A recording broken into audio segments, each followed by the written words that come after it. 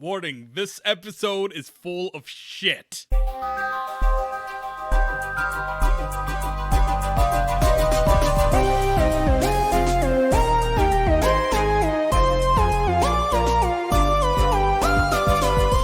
Hello, everybody, and welcome to the Common Briefing Program, a part of the Common Geeking Program, where each month we take a look at the hottest headlines in geek news. So we have amassed a list as a group of folks and are going to sort of dive into the stories that we think are the most interesting or important or impactful. And my name is Colin. I tend to host these geeky affairs. I am joined by Jeff and Chowder. Hello, I'm Jeff Leavitt. I am present. I was going to say physically, but that's just a bold-faced lie. You're the least present, of the three of us, because you are the furthest from the other two. That's true. Hello there. I'm Timul, or Chowder, whichever you prefer. Chowder is unable to access clocks today, so I think I might just sharding out. Wow! What am I saying? Okay, we've got a lot of problems on today's recording. In fact, we're even starting late because last minute, 343 Industries decided to invite me to the Halo Infinite technical preview happening this weekend, which is exciting, but it's all very last minute, and their presentation was about the same time we were supposed to do this. So I'm just bringing a real conflicted, excited but frustrated energy, and I want you guys to meet me there. Ugh. You don't have excited to sound but angry. Frustrated is just kind of my general state, so you will not notice a tonal shift from me today. Jeff, when was the last time you weren't frustrated?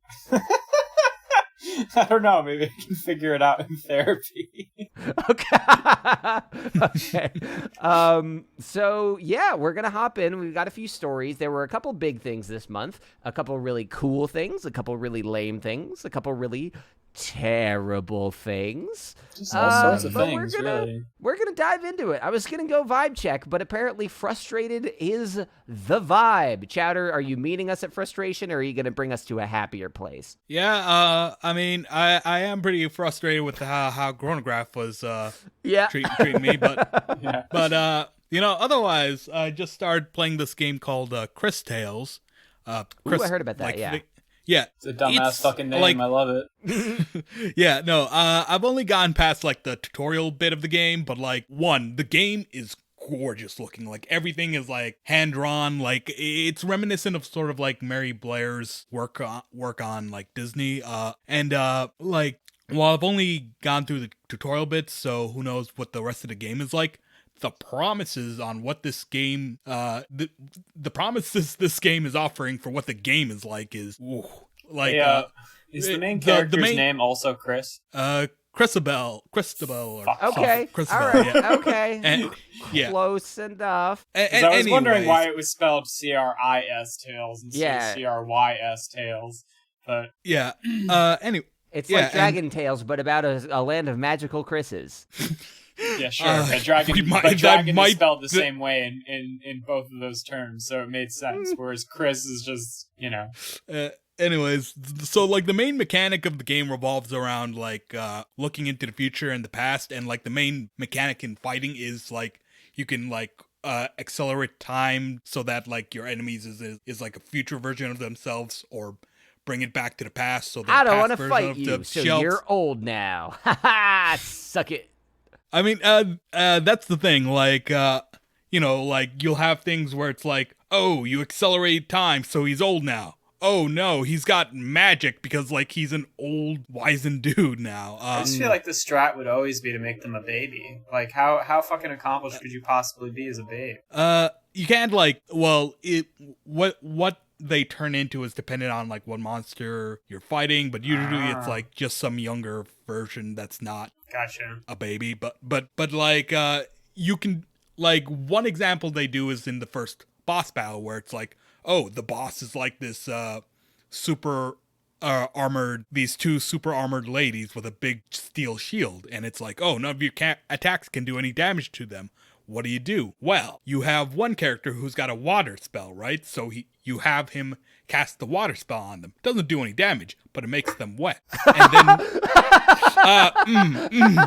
poor choice of words. There's this game that I've played with our friend Pat and some other friends called For the King. It's like a TTRPG style game, and one of the modifiers in combat is just wet. And I laugh every single time that I hit with this massive attack, and the word "wet" goes right over my character. Yeah.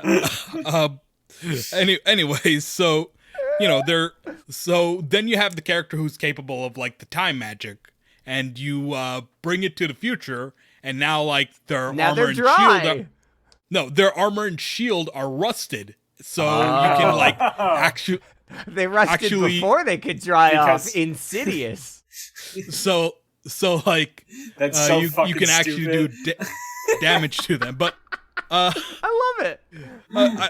Another good example is like you'll eventually get a character who can cast poison on people, right? And poison does what it does in most games. In that it does. So you're gonna poison someone, and then you fast forward them to the future when they're in $50,000 of medical debt because they had to go to the doctor to get it taken care of.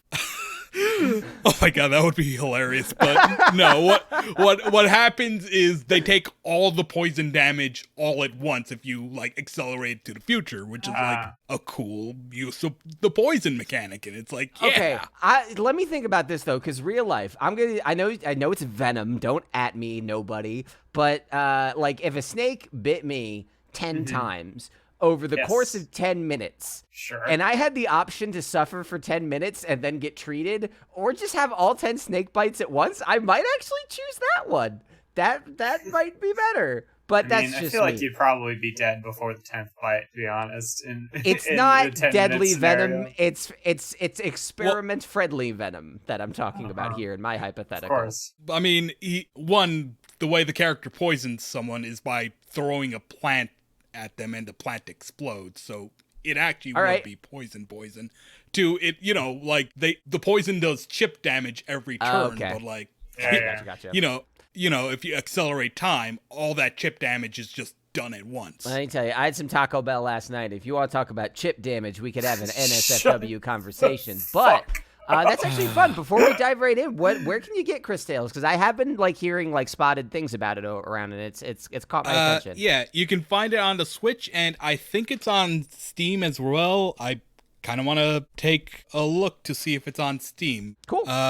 All right. Well, let's actually dive right into the main meat of it then. The big parts of this episode. Okay, on most current, it's on all the platforms, so you can get it on the Xbox and hell yeah, that's probably Steam where I've seen it and most PlayStation. Commonly. Yeah, so you can get it wherever you want. All right. Yeah, you'd probably be better off somewhere other than the Switch. There's some loading times that you gotta deal with on the Switch. Yeah. I just convinced one of my friends, because the Xbox Series X and PlayStation 5 are still really hard to get, but a Series S started coming into stock. Convinced my friend to get it. He's like, but it's not 4K. I'm like, trust me, with the loading times and the higher frame rates, you will be fine.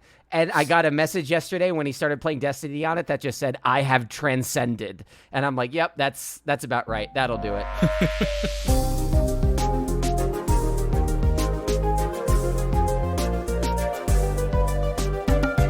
But yeah, let's dive into some stories proper and see if we can journey out of frustration together. So I'm going to start this with my favorite piece of news from the last month. It actually, the news, this is kind of a pun, broke earlier than this, but there was a development at the beginning of this month. The news from before July was NBC halts production of Ultimate Slip and Slide after crew members experience explosive diarrhea. I forgot about that. So the original story here is they're making a slip and slide. Colin, what? This is the second time you brought up explosive shit today. I did not describe the quality of chip damage here. It was more about. NBC was making an ultimate slip and slide, sort of like reality competition show hosted by Ron Funches and Bobby Moynihan. When it got announced that production was halted, Ron Ron Funches was tweeting like, yeah, this headline is not really what I wanted on my resume or something like that. And I'm like, yeah, that makes sense. But the ultimate slip and slide, what we got as an update this month is because they had to halt production, I guess they had to they're done. And the entire project is now on hiatus and might not even be made because basically there was a food poisoning incident that caused, this wasn't just one or two people had a dookie emergency. This was a 150 some odd people. Jesus experiencing Christ. Problems. So the headline the worst place for that to happen. That's the worst context in which that could possibly happen. The headlines conjure some pretty specific imagery. None of that is necessarily borne out. This could have just been something where the production had to shut down for health reasons, but the fact that it's a slip and slide is pretty choice. That's, oh my goodness. But yeah, apparently they're having difficulty recutting existing footage. They didn't have enough. So they don't have a TV show to make. Yeah, we filmed the whole show, and then we realized that we had this problem, and then we combed back through all the footage. Turns out you can see diarrhea on almost every shot, and we just didn't notice till it was too late. I'm gonna have to put a trigger warning at the beginning of this episode. Warning, this episode is full of shit. Yeah. Oh, so I don't know. Knows that. That was a headline that really brought me a lot of joy just because of how absurd it is. It is if anything belongs on the front of r/not the Onion on Reddit, it's NBC halts production of Ultimate Slip and Slide after crew members experience explosive diarrhea. So beyond that, there weren't a ton of things that grabbed my attention in this month, except for something that I'll be talking about with Chowder a little later. There were some Star Trek updates this month. We got news that they have finally started making some forward direction on the upcoming Star Trek film. The last Star Trek film was in 2016. It was Star Trek Beyond. It's the third in the reboot franchise called the Kelvin Timeline. And ever since that didn't perform to box office expectations, it's just been kind of in limbo, especially now that we got all these TV shows. And it's hey, are they gonna make another Star Trek movie? It was confirmed this past month that Matt Shakman, the director of WandaVision, is going to be the director of the upcoming Star Trek film that is due to release in 2023. I'll have to double check who the screenwriter is, but there is a script currently in the works. Doesn't look like it's going down the J.J. Abrams idea or the Tarantino idea that they had, both of which I would have really enjoyed. But it looks like they're going in a new direction. The Tarantino idea. Everything's the same, except Samuel L. Jackson's the captain, and he says the N-word. Yeah, Ray Shields, motherfucker, is the name of the film. So then on the other side of Star Trek news, while that is very exciting, we also got some trailers for Star Trek Lower Decks, which is the animated comedy that is returning this month, August, actually. So I'll be chatting about that a little bit next month, as well as a trailer for Star Trek Prodigy, which is the child-focused Star Trek show on Nickelodeon / Paramount Plus. It also announced a bunch of its cast, including people like Jason Mantzoukas, whom I did not expect to ever be in Star Trek of all things, but here he is. But casting details are out there. The trailer, it is a 3D animated show, and I don't know how you guys feel about this, but even since the days of Jimmy Neutron, I have felt like CG kids shows do not feel high budget. You can tell, they design a background, and then they just have what feels like some pretty rusty animation on their environments, and that's kind of it. I know that's not the most flowery description, but I can't think of a lot of children's animated shows in 3D that have really stood out to me. Beast Wars! I mean, I feel like... Okay, Jeff, Beast Wars has not aged well visually. No, but it was groundbreaking. But it was groundbreaking animation at the time, and it was still a really good show. Is my point. I'm just saying, it wasn't it not aging well wasn't a budgetary issue. Especially if you look at the facial animation on Beast Wars, it looks straight up better than a lot of modern stuff. So yeah, I feel like 3D animation for television has been getting better. I know Dragon Prince had a lot of jank in the first season, but afterwards it's actually pretty darn good.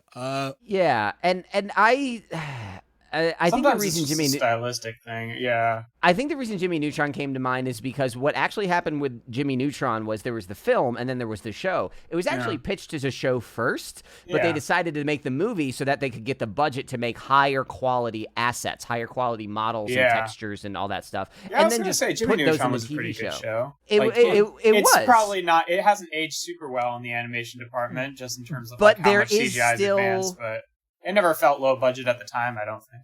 I don't think so, but there is a noticeable difference in quality between the film and the show. And then even if you look at the most stark one is the most recent SpongeBob, Sponge on the Run. That movie looks astonishing. It is so beautiful. The SpongeBob movie that came out is great, and it is fun. It is gorgeous, and the show Camp Coral is kind of like I find it kind of unattractive. And coming from Nickelodeon, I was like, after seeing that compared to the movie, I was like, what kind of Star Trek are we getting with Star Trek Prodigy? And honestly, it looks a lot better than I expected. It looks like they're like aware of the budget limitations, and it seems a little more artistic. We have some different lighting and shading styles than just, trying to light things naturally. And it's not like cell shaded that I can tell, the way you'd see in like a Borderlands or comic style thing. But it seems like they're really playing with the aesthetic to make the most of it. And the stylization, I think, is going to help it a lot. I was really pleasantly surprised with the quality because I had kind of low expectations going in. It looks great. Yeah, on Netflix, I recently watched like a 3D animation show of Resident Evil. That show looks like a cutscene from the games, but like for like an entire season, and it's like I don't mean like, oh, it looks like an old cutscene. It looks like a cutscene like from a modern video game, but it's a TV show. And it's such a weird look. It's like, because like, it's like, oh, that looks pretty good for a video game, but like for a show, it's a little awkward, Yeah, with a video game, you're kind of already in the mindset of dealing with things that don't move completely naturally. That's kind of and that context is hard to ignore. That reminds me of like a lot of the stories in Love, Death, and Robots that are kind of animated in that same style, where they straight up look like cutscenes in video games. Where it's like, it's not bad animation, but like if you're not doing anything stylistic with it, then it does kind of just make it feel like a video game cutscene. You know what I mean? Yeah. So on top of the stylization, the fidelity was also pretty high. Like, I mean, Star Trek gets a big budget, but I didn't really expect that to extend so far into the kids show. But it's looking pretty good so far, which is pretty exciting for me.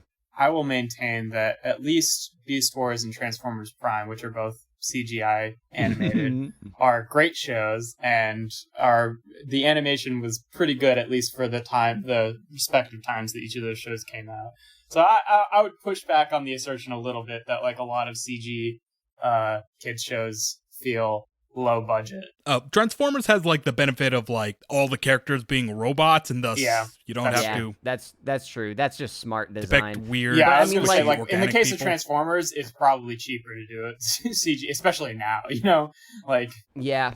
And honestly, like if you're when I say kid shows, like I think this is being marketed to like the 8 to 12 range. I don't totally know if they've said. But, like, I mean, when you compare that to, like, this is a little skewing younger, but, like, your Paw Patrols and your PJ Masks styles things, like, I think that's sort of, like, the level of fidelity that I tend to see in most children's animated shows. Yeah. It's when you started getting into your Dragon Princes that you're like, okay, you got a budget, you got some talent, and you got a real effort here to really push beyond just, like, cranking out a product. Somebody really pushing for something new. And that's what I felt from this trailer, which was a big delight. So, yeah, a little bit of Star Trek news there. I think I'm also just going to get this out of the way. There was some news about Activision. And like most news about Activision, not good. Okay, not good. Not good. And I was going to talk about my thing, but we can just address that right now, man. Oh yeah, no. I figure since the thing that you and I are going to tag team later might have some depth to it, I'll just try to blast this out. So, Activision... Please don't blast it out. We haven't... Yeah, God. Activision Blizzard, was recently confronted with a lawsuit in the state of California for, quote, frat boy, unquote, workplace behaviors and conditions that involve the the capturing, pressuring, the dissemination of content regarding the sexual exploitation and of female workers, as well as unequal pay and other things that typically plague the gaming industry. But there were some pretty explicit stories in here, including certain employees trying to pressure females at their company to use sex toys that they just bring on work things, like say, hey, you should use this. One woman in particular died by suicide after their nudes were shared amongst people at at a party that were taken on a corporate retreat by someone else at the company. So really just kind of disgusting stuff top to bottom. The corporate response was essentially the term that's really been getting a lot of play is the statement that Activision Blizzard release states that the claims are misleading and or untrue. That feels which is such a stretch considering just how many people are corroborating all of it. Like, you can't throw a stone without coming across someone going, yeah. So pretty much. There have been follow-ups. Sort of feels like when people are saying that like the accounts of the fucking insurrection attempt are misleading because it's like, because my experience was that, you know, people were just walking in single file or whatever. I'm like, yeah, but that doesn't like negate the fact that we literally have like dozens of videos of them like chasing, you know, it's just like the same kind of thing. It's just like, even if you have anecdotal evidence to the contrary, that doesn't erase the legitimate, you know, like evidence that's been brought up that this is a thing that, you know, that happened the way that the story suggests, you know? I mean, other examples of this fucked up shit going on, the male workers would go on what is quote unquote cube crawls, where they get very drunk and just go into the cubicles of their female coworkers and sexually harass them. Jesus Christ. Flirt on them. Like when you have fucking a term for something that you regularly do, it's just like there's no denying it at that point. Like, once nomenclature exists, it is indisputable. Another example, many of the male workers would just on company hours play video games and just leave all the work to the female workers. Listen, I'm all for playing some video games on the clock, but don't do it at the expense of somebody else. It's the communal thing. Bring them with you. One particular example, a black woman accounts that while her coworkers would be playing games, she was micromanaged. Every little thing, every little minute had to be accounted for. If she took a break to go on a walk, they would be on her ass about it. You know, one time she requested some time off, and they had her write an entire page explaining what she was using that time off for. Jesus. When like her male coworkers could just fuck around would never need to do such things. She was also held off for getting a permanent job at the company for about 2 years, while people who started working long after her would get jobs, and she just kind of got strung along. So I'm going to move it forward a bit because I did want to bring this up for a couple. There's one aspect of this that we need to talk about still is the Chowder. Bring up the bit about the hotel room, because that was like the real fucking... Oh, you mean the Cosby suite? Yeah, the Cosby suite. Fucking Christ. Yeah. Okay, let me just pull up the article here. Basically, one of the executives who was like well known for like having this kind of behavior had a specific suite at like at events and stuff like that. I don't remember what the specific event was, that was like colloquially referred to as the Cosby suite because of how he would like lure women there and like basically, you know, entrap them into fucking sexual situations and shit like that. And there's like, this is so acknowledged that there was even like photos of like high up executives like posing outside of the room with like a cardboard fucking cutout of Bill Cosby. So it's like Christ. not just like weird, anecdotal, like, oh, me and my friends call it this or whatever. It's just like, oh, this is like high up executives that have like, clearly established. So the article, the article is called "Inside Blizzard Developers' Famous Bill Cosby Suite."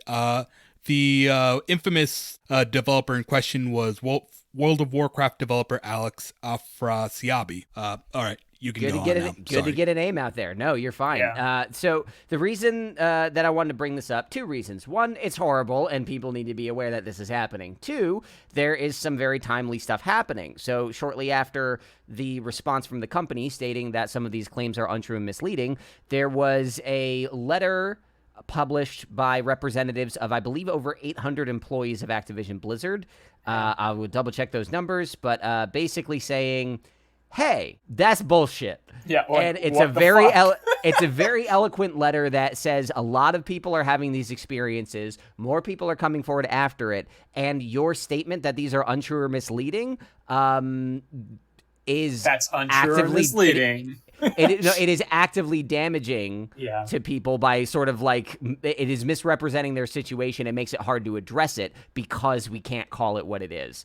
And they specifically called for one of the executives that is also part of the Activision Blizzard, essentially like a woman representatives board, to like step down as she promised but still hasn't done, and asking them to more clearly condemn the behavior and take action on it. As of today, the day we're recording this, July 28th, there was a staged walkout of employees at Activision Blizzard to protest the handling of this situation, leading to a headline from only moments ago here on Polygon, just a little earlier today. Activision Blizzard CEO apologizes to employees for tone-deaf response to harassment suit.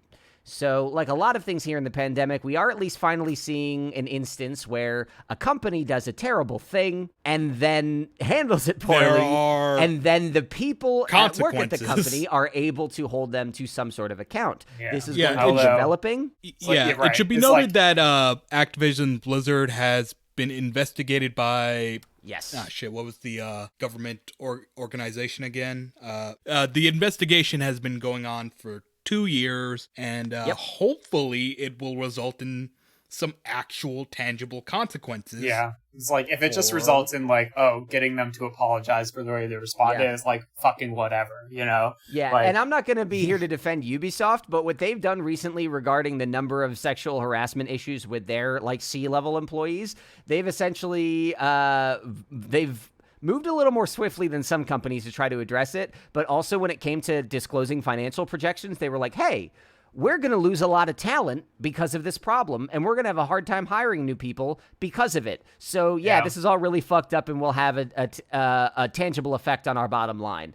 And it's like, it's kind of refreshing to hear stuff put out in a clean terms like that, and then such a punch in the gut when Activision Blizzard says untrue and misleading. So things are, the pushback is having an effect. I hope it continues to have an effect, and we'll probably have more details on that next month. And I will also have more info on Star Trek and Halo. So yay for me. I don't know if anyone else here cares about that stuff. But yeah, that's it for my time.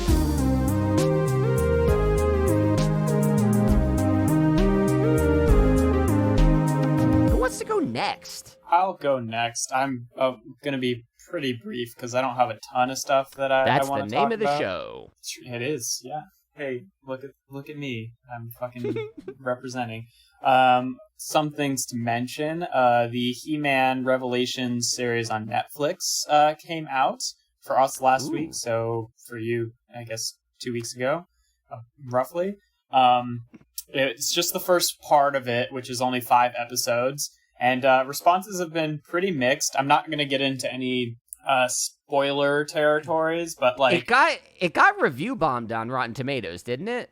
Did it? I saw something about people. I wouldn't be surprised. I wouldn't be surprised. I mean, like let me double check it. The fucking demographic that was like, that is really outspoken about this is like a very outspoken demographic. So but yeah, I don't know. Like, you were telling me about like how they were complaining about, what was it again? Like, there's no He-Man in it, right? Well, so okay, here I'll get into it, and I'll try to avoid spoilers as much as possible. The one thing that people were complaining about even before it came out, and have continued to complain about, is it's like quote unquote woke pandering. Part of this being like that the story mostly focuses on Tila rather than He-Man, Prince Adam, right? And, you know, there's a new character who is, like, sort of ambiguous as to whether or not she's Tila's girlfriend or whatever. I think you could read that into it legitimately while watching the show. I wouldn't be surprised if that was an intent, but, like, they don't go, you know, super far into it or anything like that. So it's like, I don't really see how all this stuff is, like, woke pandering myself, but I don't know. Because anything that is not cishet representative is considered woke pandering. Right, exactly. So it's like people could be picking out like totally wild things that I would have never thought of to be quote unquote woke pandering and decided that it is that, right?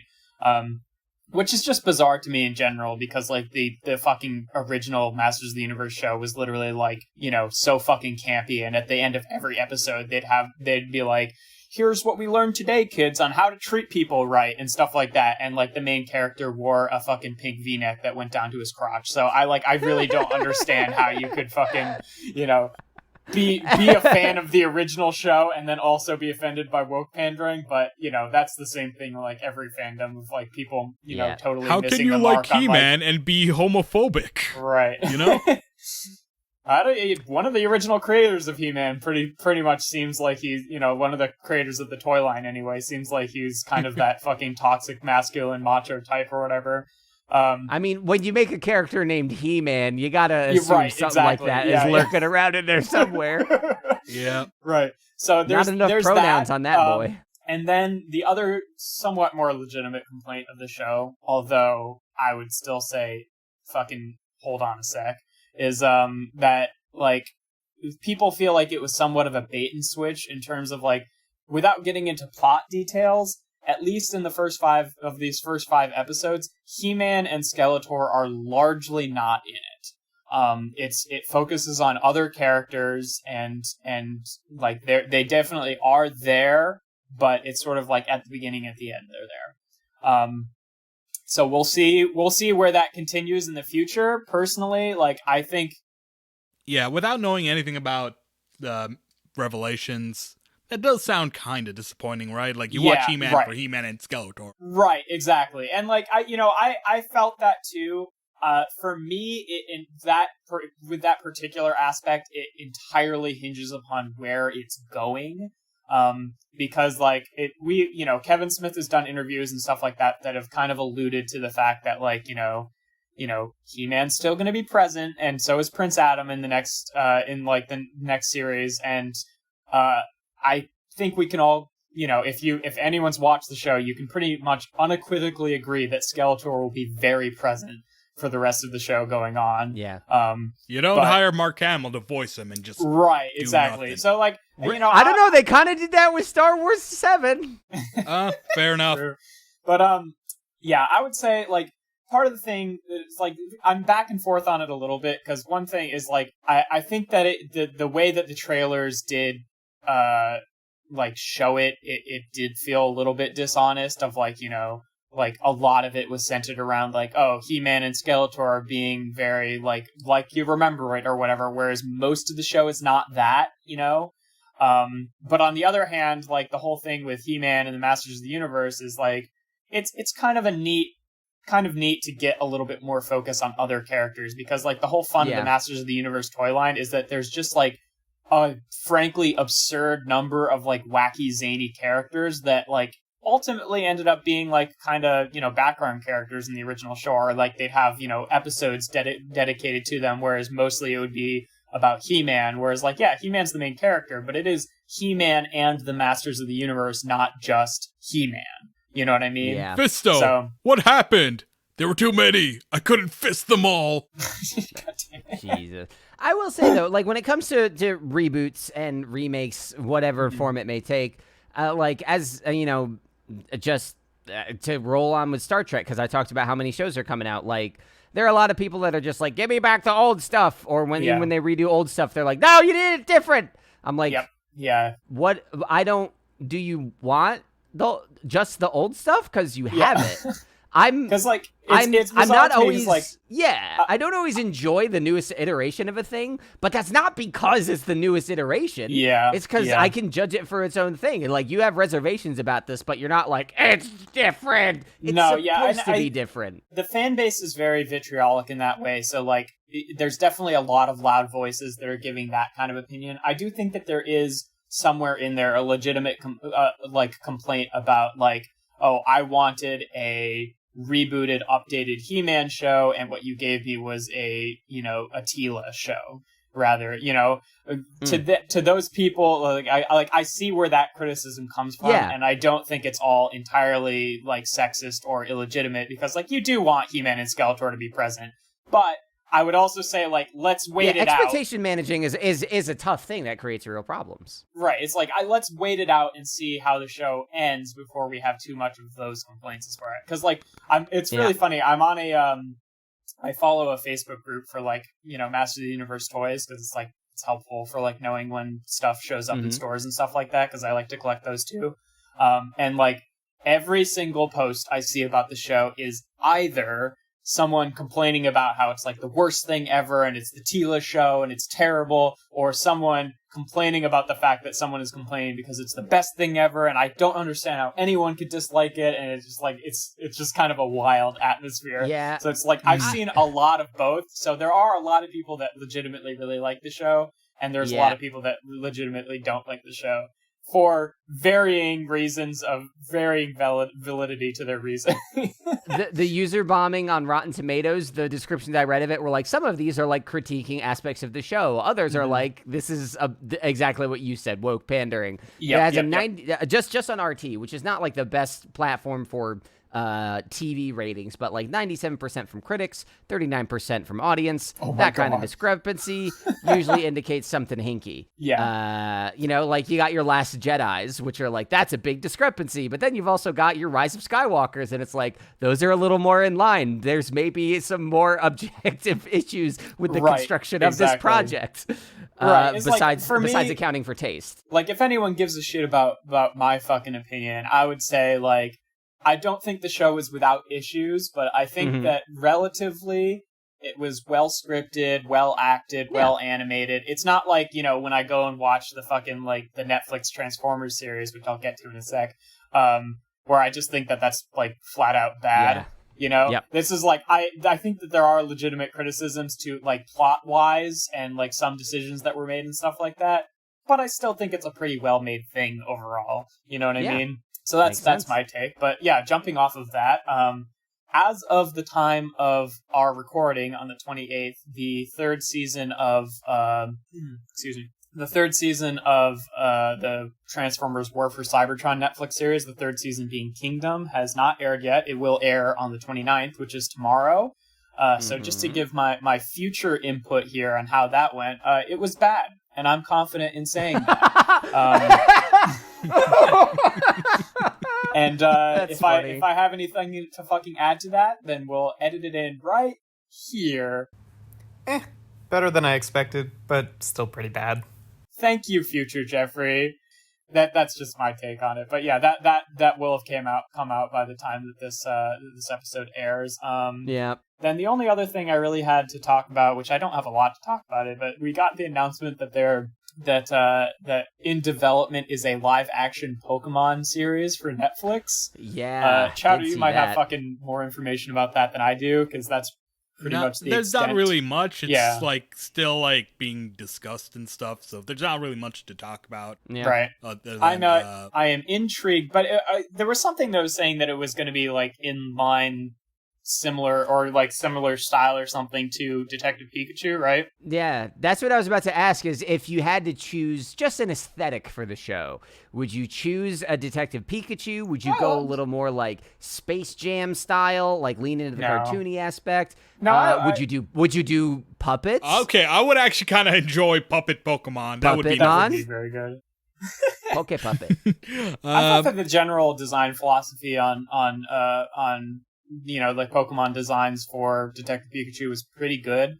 Like making textures and stuff more realistic, but the Pokemon are all still sort of their cartoony proportions. Yeah. stuff like that. Like I think that think worked they did really Yeah, well. although like, wonder how it's gonna turn out on like a TV budget. Yeah, as I opposed was to- wondering that too. Yeah. Like, Movie they don't have the budget, yeah. So it's the kind of thing where it's like I'm intrigued, but it's just a neat headline for now until we see something materialize from it. But yeah, that's pretty much everything that I had to talk about this month. So we can shift it over to our boy Chowder.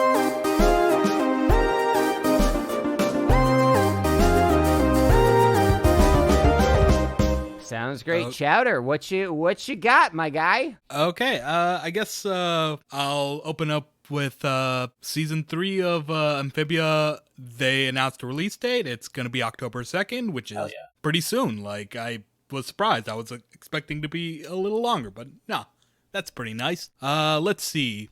They announced that like Jojolin, the 8th part of JoJo's Bizarre Adventure, is coming to an end next month. Its last chapter will be released on August 15, and that is very interesting because, one, Jojolin has been going on for 10 years now. Jesus Christ. That's a heck of a run. Yeah. 2, there are quite a few questions left unanswered or that are currently unanswered, which meant they have one chapter to either address it in Jojolin, or Araki might have to, or it might be addressed in JoJo's Bizarre Adventure Part 9, whatever that is. Cause like when they announced it, the second to last chapter hadn't been out, and we were like, oh, wonder what's gonna happen in this second to last chapter. And it's like a flashback chapter that takes place before the events of the actual series, and it just brings up more questions instead of answers. Like, we have like the return of a character and then a new character, and they have to fight a killer guardrail, and it leaves off on a cliffhanger. So what's the last chapter gonna be like? Who the fuck knows? Yeah, so that was Jojolian. Next, I would like to talk about, you guys still there? Yeah, we're still here. Okay, sorry. No, you're don't fine. have I'm shit just to say I'm about double checking Jojoli. some info. Anyways, next we have the announcement from Steam for the Steam Deck, and the announcement from Nintendo for the long-awaited Switch Pro, which they're calling the Switch OLED. And the Switch OLED is a fucking disappointment. Because it is not, it is decidedly not a Switch Pro as anybody conceived it. Yeah, no, like Nintendo in their divine tone deafness, are like, oh, they,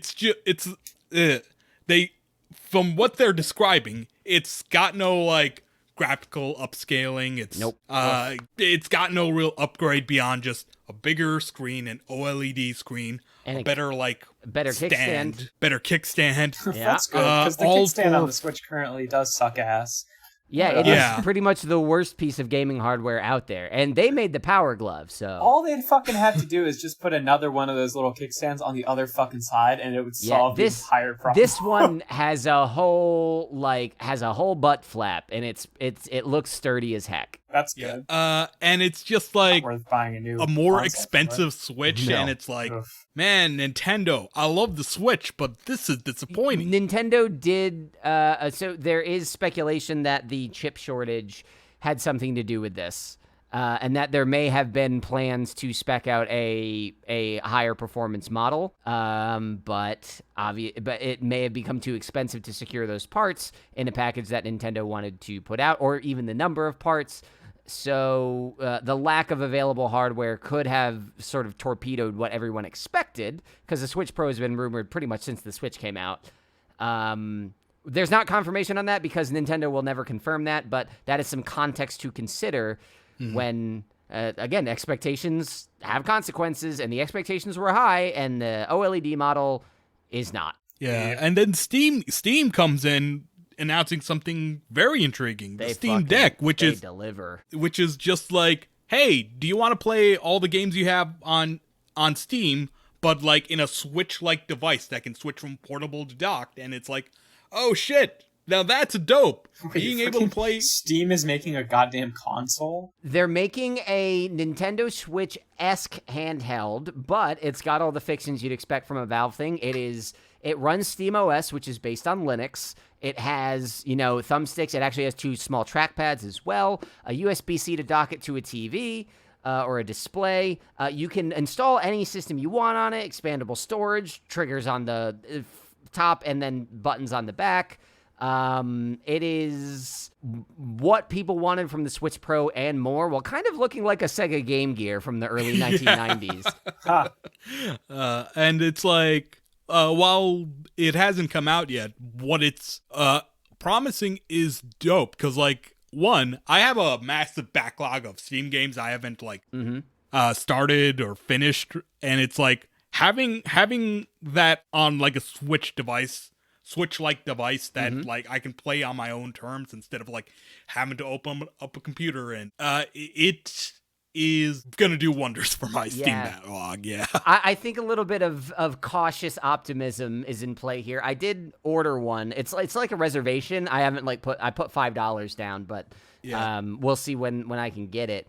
Yeah, as someone who doesn't want to build a PC rig, the idea of like, hey, put down like $500-ish and you have like a mid-range gaming PC that you can also take places, but also just use as a regular ass gaming PC and like hook up a mouse and keyboard to it. As someone who does not want to invest in like a $1,000+ rig, that is pretty attractive to me. Especially because I live on Mac, so I don't have a big Steam backlog. I'm like really big in the Xbox ecosystem, and I'm just like, man, there are some indies on Steam. Like, I still haven't played Hades. I get to next month, but I haven't played Hades yet. I could get it on the Switch, but I don't use my Switch. And it's just like, what it's promising is so nice because it's very attractive, and it's like, hey, who wouldn't want a Nintendo Switch-style PC? It is worth paying attention to Valve's history when it comes to I was actually releases. gonna I was just gonna bring that up. Like, their previous foray into like hardware, which was, what was it? The Steam Machine. Steam Machine, that was just pitiful. that was actually kind of like the Nintendo Switch OLED thing, where it's like, when Valve released the term Steam Machine, people are like, Valve is making a console, what? And then it was just like, no, this is just a partnership with a lot of PC companies to make Steam-focused PCs, and they're gonna all still be super expensive. And those did not sell. So hopefully they'll have learned from that experience. Hopefully, but then you have SteamOS, which is still a thing, but hasn't really been widely adopted yet. So here's the thing. So SteamOS runs on Linux, which is a Unix-based operating system, versus Windows, which is not. So most Windows games can't run on a Linux operating system. They're different systems, different languages, they don't work. So what Valve has done, and this is an instance of them supporting their things, is they've developed something called Proton, which is software that will effectively allow translation. It's not emulation. It is allowing the Windows designed games to map onto the Linux operating system. So Windows games will just work, with a few exceptions, such as like Destiny and Apex Legends and a couple other big games. So again, the promise is there. It just needs to go a little further. But then you also have stuff like the Steam's HTC Vive, and like things that like started off as like Valve had a lot of fanfare around it, and then support kind of dwindled as the sales didn't match. So this could go either way, in my opinion. Yeah, like that's why I didn't reserve a copy, because like I don't want to be the guinea pig. I'll just wait to see if it lives up to the promise. I'm not gonna lie, I like being an early adopter. I like futzing with it. Like, if I know that's what I'm in for, I kind of like it, but I also understand the people who are like, I'll wait to see if this is good, because the specs are also decidedly mid-range, so people are questioning like, how useful will this be as a handheld? Will it get super duper hot and uncomfortable? Like, there's just a lot of things that aren't answered. It's also supposed to be pretty heavy, like 2 to 3 pounds or something, which is not crazy, but if you're holding it for a while, like get that workout while you're gaming. Yeah, exactly. You're gonna have horrible buys and tries, but your forearms are gonna be toit. So All right. The next thing I want to talk about is not that we already talked about Activision Blizzard. Let's see. French Game Workers Union sues Ubisoft for institutional sexual harassment. Yep. In an article in PC Gamer by Andy Chalk, there have been a new filing by the Solidaires Informatique Union in France. It's naming multiple former executives, including CEO Yes Guillemot, all the relatives he hired, the company, and just the company as a whole. And, you know, like, it goes hand in hand with the Activision Blizzard stuff, because, like, Ubisoft, because this needs to be stressed. This isn't just Activision Blizzard. No. This is just the whole thing from... like from the whole from gaming Ubisoft culture and shit like that. The whole culture from Ubisoft to Riot Games to honestly, with how despised EA typically is, I'm surprised they haven't had their scandal blow up yet. I'm just fucking waiting. But like also even just like the indies just like it needs to be understood that like if you're thinking, oh, at least these guys aren't, no, there probably are. And that's the sad thing. Like, you know, like, it's just, like, everywhere. There was, in the wake of all this Activision stuff coming out, there was a clip, it's from 10 years ago, when talking about Diablo 3. But, like, at a Blizzard panel with a bunch of all-male devs on the panel, a woman asks over the mic, like, hey, can we get some females that don't look like they came out of a Victoria's Secret catalog? And the response was, yeah, sure, we can use a different catalog. So just like the attitude has never really been in a good spot. Yeah. It's always been a shitty frat boy thing. Yeah. And it's just bullshit. Well, it's because, like, you know, as much as it's like a lot of people, like, still consider video games in general to be, like, a boys' thing, right? Which contributes to... I mean, it's like why women don't feel comfortable in the space, like both as a player and as like a contributor, is because of this cyclical, like really toxic idea that, you know, it's just like it's a boys' space and this is for boys, you know. So it's like then, you know, when there are a lot of women who are interested in making video games and playing video games, they're not really made to feel welcome by the fan bases nor the companies that make the games, because they have already decided that it's just a boys thing and that any girl who wants to do it has to be like a tomboy or is like, you know, is like this weird pariah in the community, that it's okay to like, it's her gimmick is that she's a girl, therefore every comment you make towards her can be about like her fucking sexuality or her looks or something like that. And it's this, just like, it's something I've observed firsthand my entire life as a gamer. Like as like a preteen loading into Halo 3, seeing like one microphone on the list and it's a girl,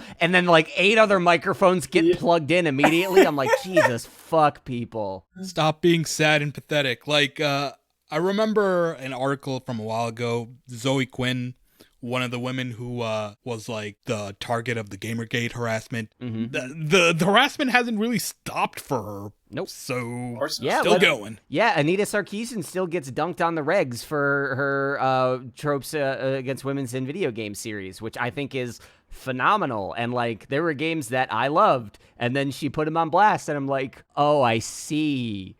And Fair enough. And I understand that the reaction for most people is not, oh, I see, it's don't hate on this thing I love. Yeah. But like what we're talking about with Ubisoft and Activision are the consequences of that, because it's fucked because it goes up and down, where the players reinforce these communities, but then the companies also don't try to purge that behavior from the back end. Yeah. I mean, in many ways, the companies benefit from that kind of behavior because it gives them an army of sycophants who they can set upon. Let's call them what they are: simps. Simps. You know what? I like that better. An army of simps. Because the last thing they want is to be emasculated. So fuck it. They're simps. Yeah. No, an army of simps who they can like attack on or sick on anyone they want, and in a corporate culture where they, you know, abuse women, having a bunch of simps who hate women who simp for you is useful for harassment. Yep. Oh boy. All right. It's like Well, we're back into fucking... frustration territory, rightfully so. Wait, there's more. God. There's another There's bit of more. corporate. So let's talk about Space Jam 2.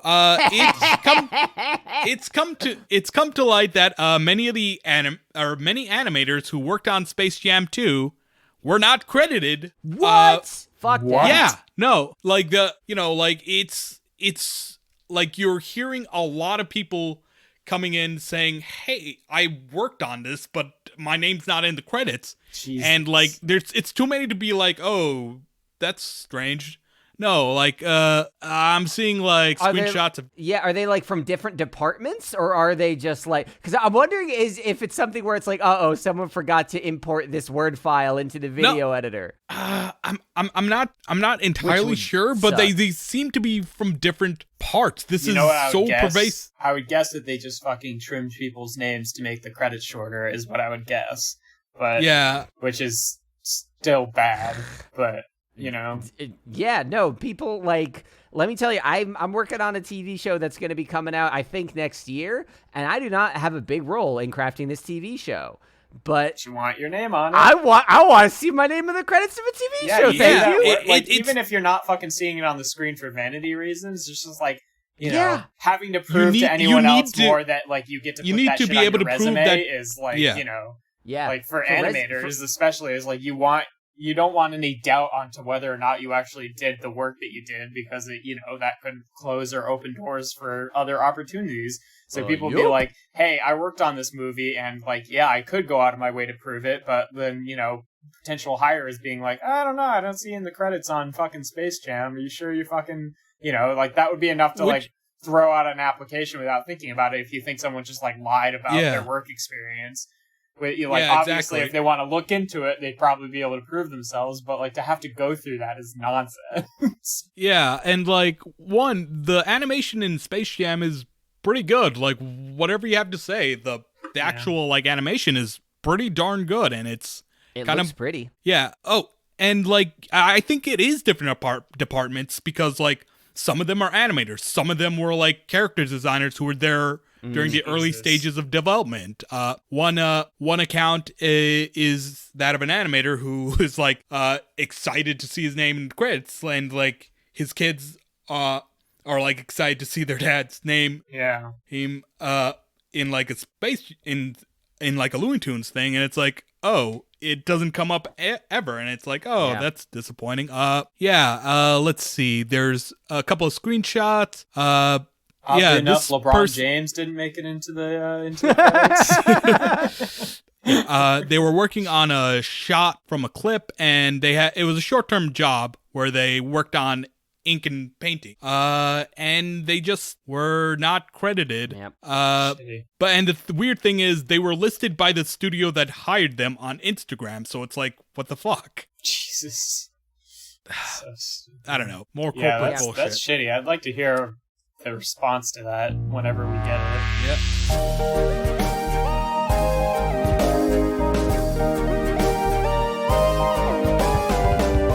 So with that all there, I am going to move us into the ratings for the sake of time. So save any last minute nuggets you got for the very end, but we're going to try to take a look at what we think was the biggest story of the month. So let's do that. So if we had to look at all of July 2021 and try to pick out the most important, interesting, or impactful geek story, something that, if nothing else, catches their ears in this episode, the one thing they should pay attention to, what do you think that is? Nominations from the editors. Activision Blizzard. Yeah, I hate to say it, but that's kind of where 100%. I'm leaning to. That seems like the one. It is so breathtaking to read the details about it. The follow-up on it is bigger and more affecting and interesting than I expected. It takes up so much oxygen in like the cultural conversation, and it should, because like you always hear stories about this and about like individuals being harassed. To see a 2-year investigation and one of this scope that returns especially these really jaw-dropping results is to Chowder's points, it shows how endemic these problems are, and the fact that these are just the things that made it into the lawsuit. So these are the things that the lawyers feel confident that they can like drive home. And there's keep so in much mind, more on the floor, and so many people that haven't come forward. Yeah, and keep in mind, the moment like people got whiff that there might be an investigation, they probably tried to clean up as much as they could. This is the stuff they couldn't clean up. Yeah, and part of the response, there was an internal email sent out to employees where the CEO basically, like, it was a weird mix of, like, conciliatory and defensive, which it's strange, but, like, he ended up saying, like, yeah, we're gonna talk with some of you individually, and I'm like, Jesus. What the, what? And, like, it almost said, like, he sounded like an angry stepdad, not like a CEO of a company that is of this scale. So yeah, no, I think hands down the it's Activision disgusting Blizzard when it's lawsuit. just like you know that we're gonna talk to you someone individually is not, hey, we're about to fire some of you fucking sex perverts, but it's gonna be, we're gonna have some words with some of you that are like ruining the fucking impressions of your male coworkers. It's gonna be shit like that. Like you know, I'm seeing tweets from like folks who like reported whatever bullshit was happening at their studio, and then like, you know, either getting fired or leaving the job and then finding themselves blacklisted, and it's like, yeah, that'll happen. It's all sorts of fucked, and I seeing the outpouring of support for the victims of this culture and seeing so many people from the company itself condemn it offers a glimmer of hope, because this is a more but tangible like, case how than many of most. those people were the very offenders too? You know, just like Yes. people like going, oh, I didn't know such things were happening. All the while they were doing. They're like the Vichy friends that are like, oh yeah, I was fighting the Nazis the whole time. Don't worry about it. Yeah, I mean, it's nice to see, like, obviously there's going to be a lot of people that are just saving face and were part of the problem, right?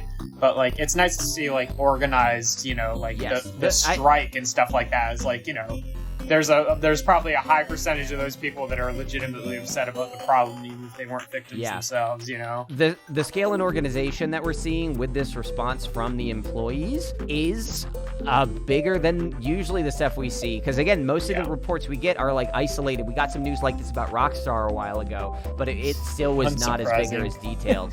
Considering they came from Rockstar was founded by people who came from Union College. Yeah. Schenectady. So, yeah, that is absolutely our biggest story. And there's tons of stuff that we didn't get to. I mean, Assassin's Creed is developing a live service game, which I think is kind of cool, because I mean, consistency would be Assassin's nice. Creed has hemorrhaged like all of their talent, including I believe, what was it, their creative director, or what was it, their art director? Something like that. There were new trailers for Shang-Chi. Oh yeah, that came out today. Yeah, I still have wanted watch to it. like The also Dune bring up. trailer, There's not a whole lot new in it. Yeah, I wanted to bring up D&D's Strixhaven campaign, which is like, oh, that's cool. It's like a high school or college kind of setting, but in some D&D, people it's are like really vitriolic of just like, I had a traumatic time in high school. Okay, don't play it. okay, don't play. Like, Yeah, D&D is uniquely modular. Of all games, it is the easiest to leave something out of D&D. yeah, it's just, but like otherwise, it's just like, hey, you know, the whole magical school thing is just a very common fantasy, you know, like you've got the Owl House, you got Little Witch Academia. Well, Jordan Peele also revealed the name of his next movie called Nope. What else? Any other little bits that came out this month worth shouting out for people to look at? There was a bit where there was allegedly a bug that made it so Apple's weather app on the iPhone couldn't display the number 69. A bug. Yeah. Sure, Apple. That's a bug. Okay. Oh, there was the whole, I mean, we don't need to talk about it. It was more of like a fucking YouTube thing, but like a lot of YouTubers, including like the people from FaZe Clan, are being accused by a lot of people of doing like crypto pump and dump schemes where they're kind of fucking over a lot of their fans to make money. If that's a continuing story, that might be worth talking about more in depth next month, because that sentence doesn't do it justice, but that was a thing. Yeah, Good Omens got renewed for a second season, which is weird because there isn't a second book. Lovecraft Country got canceled before season 2, which is sad because that show was so fucking bizarre. It was amazing. But yeah, I don't know. Lots of like little tidbits, but Activision's the big story for sure. Yeah.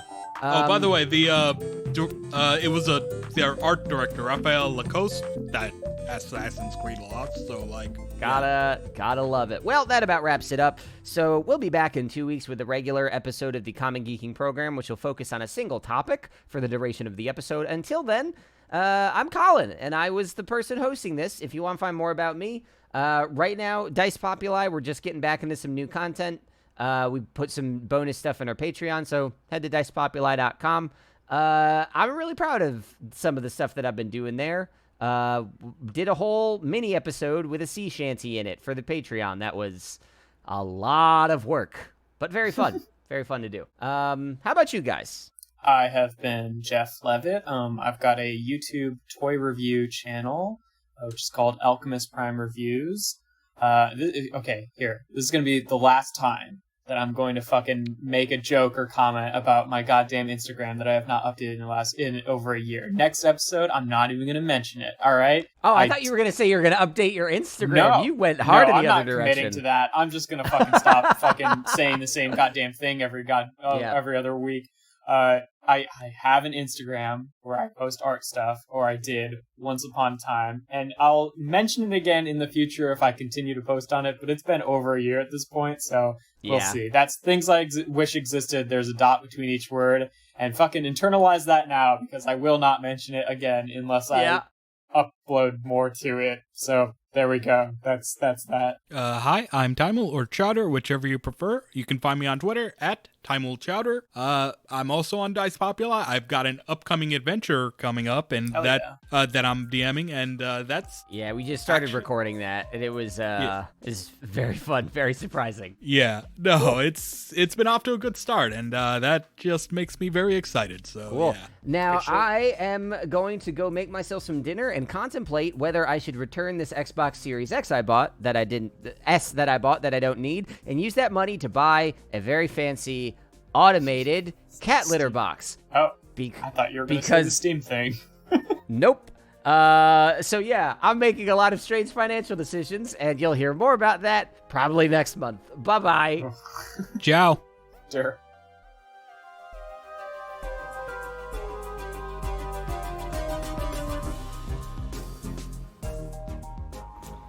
This episode of the Common Briefing Program is hosted, as always, by me, Colin Ketchen, joined by Jeff Leavitt and Taimul Chowdhury.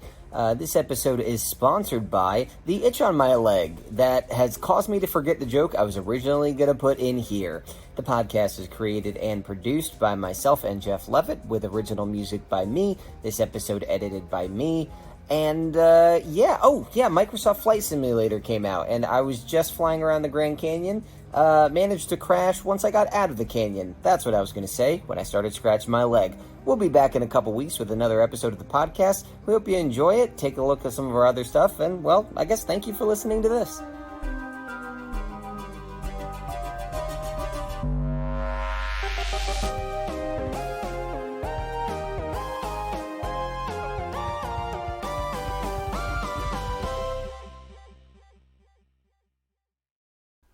All right, Chowder, I'm just going to say hi, and then I want you to say hi back to me. I'm going to say it 3 times. Say it back as soon as you hear me say it, okay? Okay. Hi. Hi. Hi. Hi. Hi. Hi. Cool, I'll use that. Please keep that in the episode. Yeah, no, that's going in, for sure.